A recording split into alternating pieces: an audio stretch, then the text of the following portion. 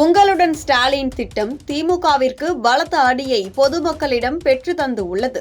பாமக தலைவர் அன்புமணி ராமதாஸ் தமிழக முதலமைச்சர் மு.க.ஸ்டாலின் தலைமையிலான திமுக அரசு அறிவித்த உங்களுடன் ஸ்டாலின் திட்டம் மக்கள் நலனுக்காக உருவாக்கப்பட்டதாக கூறப்பட்டாலும் வருவாய்த்துறை மற்றும் மின்துறை அதிகாரிகளின் கட்டாய கையூட்டு வசூல் மற்றும் முறைகேடுகள் மூலம் ஒரு பெரும் ஊழல் திட்டமாக மாறியுள்ளதாக கடுமையாக குற்றம் சாட்டியுள்ளதை மையமாக கொண்டு இந்த அரசின் நிர்வாக தோல்வி, மக்கள் மீதான அக்கறையின்மை மற்றும் ஊழல் ஆதிக்கம் ஆகியவை வெளிப்படையாக தெரிய வந்து உள்ளதோடு மாநிலத்தின் பொதுமக்களின் நம்பிக்கையை மீண்டும் ஒருமுறை சிதைத்து ஸ்டாலின் தலைமையிலான ஆட்சியின் நேர்மையின்மையை வெளிச்சம் போட்டு காட்டியுள்ளது.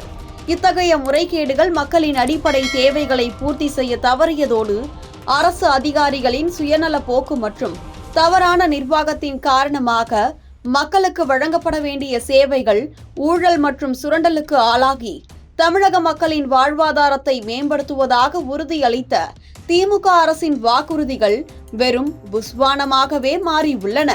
இது மக்களிடையே பரவலான அதிருப்தியையும் ஸ்டாலின் அரசுக்கு எதிரான கோபத்தையும் தூண்டி தமிழக அரசியல் களத்தில் மிகப்பெரிய சர்ச்சையாக உருவெடுத்து இந்த ஆட்சியின் நம்பகத்தன்மையையும் ஆளுமை திறனையும் கேள்விக்கு உட்படுத்தியுள்ளது.